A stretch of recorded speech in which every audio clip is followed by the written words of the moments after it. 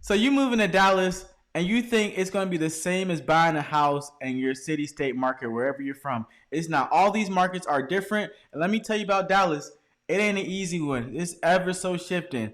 And we're going to give you the keys, the tools, whatever you want to call it, to overcome and master this market. So if you want to know how to do that, you got to stay tuned because we're going to get to it right now. What is going on, everybody? It's your boy Dre, and I'm here with the Making Moves group with my business partner, Brandy. What's going on, Brandy? What's going on, everybody? Okay, energy. Like I said, we are here with the Making Moves group in Dallas, Texas. If this is your first time watching the channel, you want to know everything about living, working, playing, eating, and chilling in Dallas, definitely got to hit that red subscribe button and the bell icon next to it to be the first to know when we upload a new video. And listen, we like making moves and we like helping y'all make moves too. So if you're interested in buying a house in the Dallas Fort Worth Metroplex, definitely got to give us a call, shoot us a text, or simply send us an email.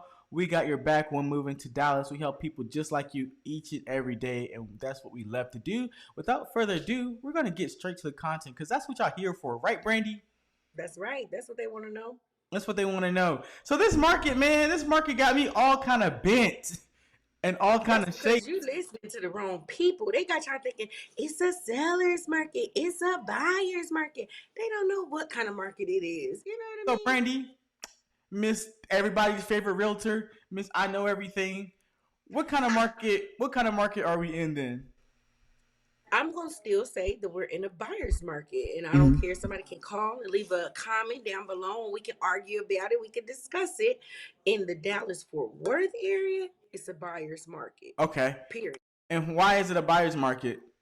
It's a buyer's market, and it ain't a buyer's market because why people think it's a buyer's market. Mm. It's a buyer's market because although the inventory is not as big or as expensive as it has been in the past, it's still a lot of houses on the market. You still have your choice. You're not seeing one house and then before you know it, you only have your choice of one house. Now, if you tell me I want a 3 bedroom, 2 bath, 2,000 square foot in this area, I can go show you 5 homes in one day. A year ago, it was one house that fit that criteria. So that's why it's a buyer's market. You have your choice. Now you can go and get to the nitty gritty of what you're looking for, the specifics in a home. That's why it's a buyer's market. Okay, okay. So you have your choice, okay. But with that choice, is the offer right now offer gonna be easy? No, I don't think. Don't ever let that misconception get you, right? Just because it's a buyer's market don't mean you need to come with these lazy offers. Just because it's a buyer's market, it doesn't mean that you're going to put in an offer and it's going to automatically get accepted. That ain't what we mean when we are saying it's a buyer's market. Buyer's market to me simply means that you have your choices as the buyer. You have the advantage as a buyer. That's all a buyer's market is to me. Okay. So, since we're talking about this being a buyer's market, Dre, let's go ahead and tell the people the 5 things that they need to know that's going to help them get this home in this market. Okay. So the number one thing that you need to know, and this ain't even sales and marketing or advertising, but you need a realtor. Okay. Um. Ah, amen. You better tell them, Dre. All That right. wasn't even on our. You Yeah. better tell them. Well, that's Yes, the yes. first thing because we talking about writing offers and stuff, but you need a trusted advisor, okay? And that's Miss Brandy over here. But you can choose whoever you want. You know, we're not trying to sell and market. You know, we a vibe or whatever, but it is what it is. That's Any, right. And see, not you're right. You need a realtor, whether it's us, whomever you choose. You need somebody that's out here working for you. Number one. so Go, Dre. Good job. number one was actually know what to expect, okay? So knowing what to expect, that's where your realtor comes in and help you out at, okay? I said, or you can do your research and you can watch YouTube videos like this where they got all the little fancy explosions, the markets crashing and all that stuff. Or you can just watch this video or reach out to a trusted realtor or us or somebody else from one of those other videos, you know. But And it's this knowing your market because y'all got to figure when you seeing stuff on the TED Talks, when you seeing stuff in the Google pop up screens that's saying, "Oh, the market is this way. Oh, don't buy now." All that stuff is geared and targeting a certain group of people. So don't listen to that. Get to people who are in this market every day, who are actually doing analytics every day, who knows what they're dealing with when they're submitting these offers every day because the market changes month over month, year over year. every 5 years. The market shifts often, so you can't listen. A lot of times they'll make a comment and they're behind the trend of the comment. So get out there and get somebody who knows what the trend is in that live moment. Okay. So number two is how to write a good offer. Okay. So Brandy, she was saying, don't be writing these lazy offers just because you think it's a buyer's market. You know, the sellers, they were getting over on y'all, okay? And, you know, they still is a little bit right now, okay? But don't be trying to write these lazy offers thinking you're going to get approved. If that's your dream house, you got to, you got to go get it, you know? And you still have to, don't take the market for granted. Just because we're saying it's a buyer's market, that does not mean that you can go and say, oh, let me think on it for 3 days. Because guess what? It is a buyer's market. So there are a lot of buyers out here. So you're buying your criteria fits somebody else's criteria. So why you talking about let you sleep on it for 3 days and then you look at it on, it's your dream house, and then you look at it and it's under contract and you pissed because you took too much time. Yeah. Don't think because it's a buyer's market that you have time, right? So write an attractive offer. Don't think that just because it's a buyer's market, you don't have to you're doing a long option period. Like nobody want their house off the market for 10 years, you know? I'm exaggerating a little bit, but still, you Yeah. know what I'm saying?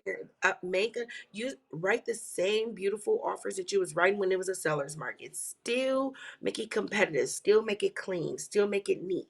Make an attractive offer. Okay. Make your offer stand out because we are still in multiple offer in a multiple offer market. I don't care what anybody tells you. If the price is in a good, if the house is in a great neighborhood and it's priced right, we are still in a multiple offer market. So that was actually number three. I'm sorry. That's all right. It was actually number three. So you write a good offer, but also you got to keep in mind that this market ain't, like I said, it ain't easy. Okay, as you win some, you lose some, but we're still getting those multiple offer situations. It may not be 10, 20, 30 offers on the table, but it's at least a few of them up there. So, like I It said, if is. you want it, you got to go get it. And then that still ties into getting you a good realtor. Ask your realtor when you're interviewing realtors, because you can't interview realtors. They work for you, right? Ask what's their offer acceptance rate. That's probably a question that people never ask. What is your offer acceptance rate? If you've worked with a client and you submitted 5 offers and none of them have gotten accepted, it's not the market, it's your realtor. Ooh. Like it just is what it is. Y'all can be mad at me. Some realtors out there gonna be mad at me. But it's the truth. What is it that your realtor is doing to advocate for your offer, and what aren't they doing to advocate for your offer? So, realtor, that it matters. Okay, So number okay. four, okay, is knowing that you have an option, okay? Shop your interest rates, okay? Brandy, she is a realtor, so she's gonna go in detail about that one. Okay. Knowing your so when we say knowing your options and shopping your rates, buying a house is no different than any other purchase that you're making, right? Although it's your largest, so truly you should be taking more time with this one. The very first lender that you go to does not have to be the lender that you choose, because guess what? This lender may be offering a 6%, where another one may be offering a 5.7. This one may be offering some type of incentives, where another one isn't. You have options. You do not have to go with the very first person that you're recommended. Ask them, why should I lend through you? What's the benefit of lending through you? What is your offer acceptance rate? The same question you ask your realtor, ask your lender. What are you doing to help my offer get accepted? Because lenders play a role in your offer getting accepted as well. People don't know, but they do, right? Knowing what programs are out there. We just hear about down payment assistance. It's so many other options than just down payment assistance. I kid you not. So knowing what offers are you doing right now? What's the benefit of a FHA loan versus a conventional loan? Because everybody's financial picture is different. I might look better right now with a conventional, whereas your financial portfolio may look better with an FHA. So know your options. Make sure you pick someone that is going to explain what is going to benefit you in the long run, not the lender. How is it going to make your buying situation better if you go with this program, if you choose not to go with this program? And ask questions. Literally, do not, even if you don't think you're well versed in this market or in this field of purchasing a home, ask questions. You can Google what are the top questions to ask my realtor? What are the top questions to ask my lender? Truthfully, we're gonna make some videos on that as well because I think that'll help, so you guys can go in there well armed and equipped with knowledge. So options that you don't have to choose the first lender that goes with you. Ask them what type of programs that they have. Shop around and find out what are the best programs for your situation. Okay. Okay. I see you. You coming with the bangers, the info. Mm, Okay. I, Now we're down to the you last one breathe heavy. Why you breathing heavy? because this is it's Shh, a tough one. Now okay? we kind of educated people. Now it's all about the offer and knowing what to ask for. Okay, like we said, you don't want to be asking for too crazy. Yes, it is a buyer's market, but you don't want to be trying to go too crazy on the offer. Okay, so you're Hmm. trying to do Well, I all don't these agree with that. concessions, huh? Honestly, I'm going to tell you, I hear you as my partner, but also as a realtor writing offers and dealing in negotiations, I don't agree with that. I say ask for everything, expect nothing. Okay, what if they Okay? get denied though? You didn't hear me. Ask for everything, expect nothing. There's a difference, right? Don't go into it thinking that the seller owes you anything. The seller owes you nothing. The seller is not obligated to pay you to buy their house. So if you go in with the expectation that, oh, they're going to give me something, then that's when you have a mindset issue, right? But if you go in there and saying, hey, ask, and all they can say, they'll come back and they'll negotiate with you. Again, choosing the right realtor that knows how to pay attention to certain signs. If I know it's a multiple offer situation, then I'm not going to go in and ask for a 7 day option period when I can get everything I need to get done in a 3 day option period, right? So knowing what to ask for is really key, and paying attention to that particular situation because each situation is different. Each offer for each house is totally different. But don't go in just because you're afraid and not ask for nothing. You don't want to do that. Ask for whatever you feel that you deserve. That's negotiation. However, don't expect or feel that anybody owes you anything because they don't. Okay, okay, that was fair. Does that make sense? Yeah, that makes sense. Now, Okay. there's this little thing about buying down interest rates. Can you explain that a little bit? Definitely. So buying down interest rates. So a lot of times right now, a lot of people are giving you, even builders, even regular sellers are giving you money towards buying down your interest rate because the fear right now is that the interest rates are so high, right? And so what happens is, but interest rates are off of a point system, okay? And a certain dollar amount can knock off a point. So let's say to purchase a point, it varies, right? But 1 point might be $1,600. Okay, so if you pay $1,600 per point to buy down that rate, so if I'm offering you $5,000, then $5,000 ideally can get me down 2.5, 3 points. You get what I'm saying? So Mhm. that means you're taking it down from a 5.7, let's just say, to a 5.3. Okay, and so they'll use the money there to buy down the rate. So a lot of people right now, if you're hearing, we can buy down your rate, we can buy down your rate, that's usually what they mean. It is different ways to do it, but if you don't know, I would say always ask your lender, because what people fail to realize, I can buy down rate, but there still is a cap, right? I can't take $30,000 for, let's just say, and buy down my rate to a 4%, right? Because in some markets, a 4% is not even an option. It doesn't matter how much money you have, that rate isn't available. Okay, so you have to make sure you go into the with the knowledge to know, even if you have the funds, you can only buy it down a certain amount of dollars. So think of other ways to buy it down. You may, instead of buying down your rate, you may be able to take some of that credit, and instead of paying the list price, pay $20,000. And that's just a random number. It could be 5,000, 10,000 less than the list price, which ultimately will save you money as well because you're not paying the full price. Does that make sense? So if the loan is 340, the list price is 340, and they say, "Hey, we'll buy down your rate and we only can buy you down. You already got a good rate. You can't buy it down any more than a 5%." Let's just say. Well, instead of taking money to buy it down to a 4.9, right? You say, "Okay, I'm going to take that 10,000, instead of offering you 340, we're going to offer you 330." So now, guess what? You're only technically borrowing 330 versus 340. So you're saving money there. Okay. Oh, So there's different ways to work your loan.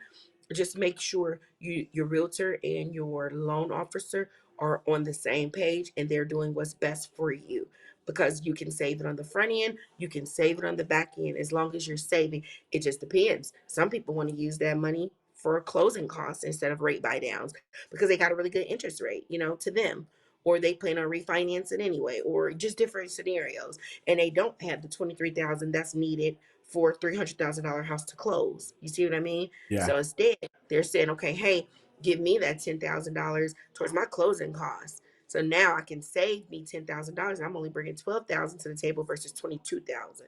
So those are just questions you have. I kind of gave really brief scenarios. It's a lot more into it, but those were kind of just examples. So I know y'all gonna be in my comments like, "Well, that's not entirely true." It is. It's just the numbers are different, and I was given random numbers, right? If you have any comments or questions or concerns with it, hop in our DM, you guys. Hop in our comments, and I will gladly get you to some finance and professionals, because I don't do finance. I do the money. I do house, right?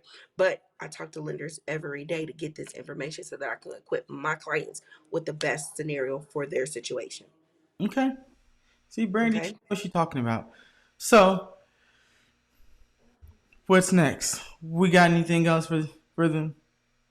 I do. I want them to know that we're in a market that's very unique, and everyone's financial purpose and plan is different. Don't let the people around you influence your financial plan if they're not financial people. Okay. Make sure we be conscious of who we're telling our dreams, goals, and vision to, because if they don't share those dreams, goals, and visions, they're going to deter you, right? Maybe a loan, or selling your house isn't the best situation for you. We've been doing a lot of home equity line of credit, HELOCs, pulling out the equity of people homes and using that to buy a new home. And then guess what you use? Your primary property that you were just living in, now that becomes your rental property. You Oh, see what I mean? yeah. And then you buy a whole new house, and instead of selling that one, you use the HELOC, and that's your down payment. You buy the new property or use the HELOC to buy an investment property. There's so many different options and scenarios. So decisions, see what best fits your financial plan, because selling may not always be the choice, buying may not be always the choice. Coming up with the cost, you may not need costs. You never know, right? So find out what the best financial plan is for you in your situation before you make decisions, is what I'm gonna say. Get with the professionals. So last but not least, even though it's a buyer's market per me, okay, know what to expect in this market is important. Knowing that there's still multiple offers out there, knowing that some houses are staying on the market longer, some are still moving like hotcakes. Knowing what to expect in your market, knowing that you still need to put your best foot forward. Even if the house has been sitting on the market for 40 days, don't assume you're the only offer in 40 days. Don't assume that nobody wants it. Don't assume that it's a bad house because it's Yeah. sat. Don't That's assume so easy to do too. that's a whole misconception. Well, I don't want it because if nobody else wanted it. No, that's not what that means. So just knowing what to expect through the whole process of ownership, knowing what to expect, knowing what to expect if you're putting your house on the market and you're suggesting a price and your agent is telling you the price, and you still want to go with your own price. You know what I mean? Knowing what to expect. So that's a number one. I think the number one wrap up of the whole conversation is hire a realtor, and the second is knowing what to expect. And if you got that, then you good money. Then you good. All right, guys. If you have any questions about living, working, playing, eating in Dallas, definitely gotta call us, text us, email us, FaceTime us, whatever you gotta do, or drop a comment below. We'll be happy to assist you. We're gonna catch y'all on the next one. Deuces. Hold on, me, bro. One. You was like so late.